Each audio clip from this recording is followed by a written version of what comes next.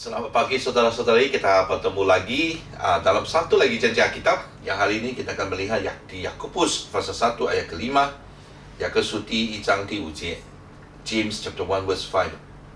Yakobus pasal 1 ayat ke-5. Tetapi apabila di antara kamu apa yang kekurangan hikmat, hendaklah dia memintakannya kepada Allah yang memberikan kepada semua orang dengan murah hati dan dengan tidak membangkit-bangkit, maka hal itu akan diberikan kepadanya. Saya percaya ini adalah satu keadaan yang sentiasa kita hadapi.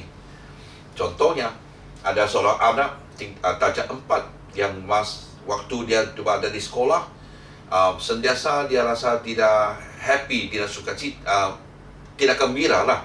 Kenapa? Sebab waktu mamaknya tanya dia, akhirnya dia katakan, bukan aku tidak suka ke sekolah, tapi aku langsung dia tahu apa yang cikgu cakap. Aku tidak paham. Jadi mamaknya bilang, kalau begitu, adakah kamu tanya cikgu apa yang dia cuba maksudkan itu? Jadi pagi dia, anak ini dia bilang, tak beranilah kalau saya tadi cakap. Dia bilang, saya komplain sama dia. Nanti dia tendang saya macam mana? Jadi keesokan mamaknya, anak ini sama cikgu bertemu di sekolah, dan mereka cuba, dan mamaknya cuba menjelaskan keadaan dan juga untuk mendapatkan penyelesaiannya. Rupanya cikgu ini sebenarnya okey, dia bilang, kalau kau tidak paham, tanya saja, sebab dia suka, dia siap sedia untuk tolong siapa saja yang anak-anak ini mau tanya soalan kan, dia akan cuba untuk menjawab pertanyaan mereka. Jadi hari ini saya rasa sama juga terhadap hidup kita ya. Kadang-kadang kita ada masalah, kita tidak tanya, kita diam-diam saja, kita simpan sendiri, ataupun kita cuba cari cara lain, tanya orang yang memang tidak tahu. Kita cuba untuk memastikan bahawa apa yang kita buat itu betul. Akhirnya banyak masalah lah. Okay. Ataupun orang putus asa, sudahlah, dah pandai, langsung mereka tidak mau buat apa-apa sebab mereka tidak pandai.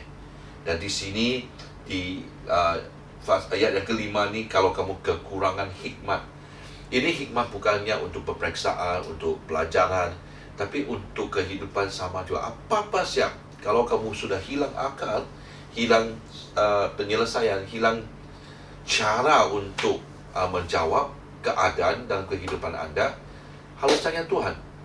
Tuhan yang begitu murah hati, dia akan memberikan kepada kamu hikmat itu. Hikmat yang datang daripada atas, yang sentiasa pasti cukup bagi kita untuk menyelesaikan ataupun memberitahu kita apakah jalan penyelesaiannya. Okay? Jadi kita harus jangan terlalu tergesa-gesa, tapi kalau ada masalah, datang kepada Tuhan. Meminta mengikut janji ini, Tuhan akan memberikan hikmat kepada kita supaya kita boleh menjawab, menyelesaikan ataupun menghadapi waktu kita mau buat pilihan. Orang yang begitu, bukan saja dia dapat memahami Alkitab, dia juga tahu macam mana menandangi masalah-masalah dalam hidupnya dengan baik, sebab ada hikmat. Orang yang kurang hikmat itu, kau lihat bahawa mereka sentiasa buat sesuatu yang menambah masalah, dari satu masalah menjadi dua, dan sentiasa mereka sesat.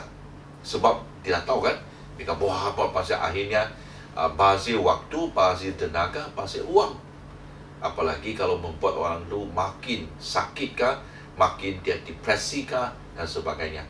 Ada hikmat daripada Tuhan, kita pasti penuh dengan sukacita. Betul? Ya. Kalau kita jawab soalan, kalau datang soalan tak pandai, apakah reaksi kamu? Pastinya begini ya. Main pensel, macam mana tok, kita tidak tahu. Akhirnya, sudahlah. Kita keram, nanti itu kita pun kecewa. Tapi orang yang ada hikmat, dia jawab, dia habis jawab. Apalagi keputusannya yang memuaskan itu pasti akan mendatangkan satu sukacita, damai, dan juga satu rasa kepuasan terhadap masalah itu. Okey, jadi saya mentolong kita ambil janji ini datang daripada Tuhan yang bermurah hati. Dia akan beri waktu kita minta hikmat daripada Tuhan. Amin. Okey. Jadi Tuhan memberkati, ada hari yang baru sentiasa. Kita masih dalam keadaan yang berjaga-jaga. Jadi jangan kita terlalu takut atas apa yang berlaku. Kita harus menghadapinya dengan berani, dan juga waktu yang sama kita berjaga-jaga, lindungi diri, lindungi kita semua. Amin. Ya, Tuhan memberkati.